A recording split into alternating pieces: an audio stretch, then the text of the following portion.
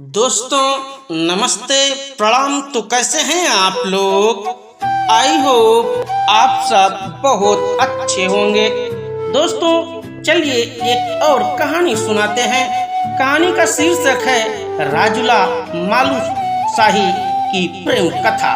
दोस्तों इससे पहले कि आपको इस कहानी में ले चलें, आप हमारे चैनल को सब्सक्राइब करें और वीडियो को एक लाइक जरूर कर दें। दोस्तों आपके लाइक एवं सब्सक्राइब से हमें मोटिवेशन मिलता है। तो चलिए शुरू करते हैं कहानी राजुला मालूशाही की प्रेम कथा। उत्तराखंड की लोक गाथाओं में गाने जाने वाली 15वीं सदी की अनोखी प्रेम कथा है राजुला मालूशाही की। कहते हैं हुमायूं के पहले राजवंश कत्यूर से ताल्लुक रखने वाले मालूशाही जौहर के शौका वंश की राजुला के प्रेम में इस कदर दीवाने हुए कि राजपाट छोड़ सन्यासी हो गए। उनके प्रति राजुला की चाहत भी इस कदर थी कि उसने उनसे मिलने के लिए नदी नाले पर्वत किसी बाधा की परवाह नहीं की। कत्यूरों की राजधानी बैराठ वर्तमान चौखुटिया में थी। जनश्रुति के अनुसार बैराठ में राजा दौला शाह राज करते थे। उनकी संतान नहीं थी। उन्हें सलाह दी गई कि वह बागनाथ वर्तमान बागेश्वर में भगवान शिव की आराधना करें तो संतान प्राप्ति होगी। वहां दौला शाह को संतान विहीन दंपति सुनपति शौक गांगुली मिलते हैं। दोनों तय करते हैं कि एक के यहाँ लड़का और दूसरे के यहाँ लड़की हो तो वह दोनों की शादी कर देंगे। कालांतर में शाह के यहाँ पुत्र और सुनपति के यहाँ पुत्री जन्मी।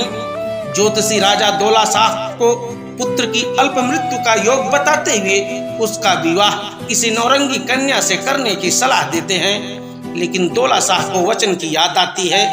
वह सुनपति के यहाँ जाकर राजुला मालूशाही का प्रतीकात्मक विवाह करा देते हैं। इसी बीच राजा की मृत्यु हो जाती है। दरबारी इसके लिए राजुला को कोसते हैं, अफवाह फैलाते हैं कि अगर यह बालिका राज्य में आई तो अनर्थ होगा।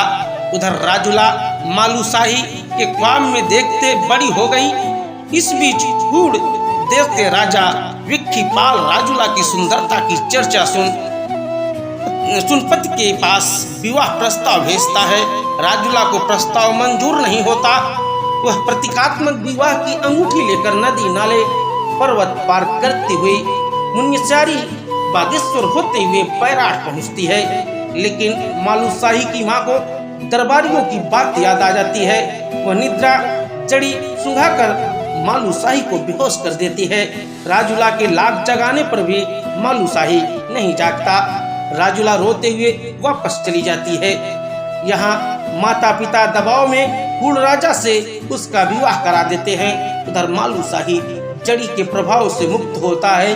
उसे राजुला का स्वप्न आता है जो उससे हूड़ राजा से बचाने की गुहार लगाती है।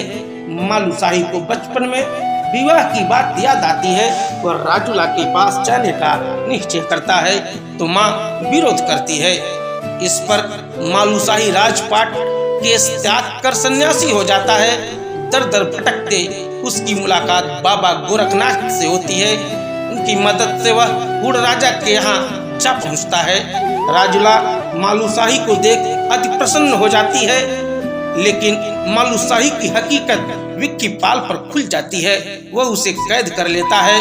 प्रेम कथा का दुखद अंत होता है।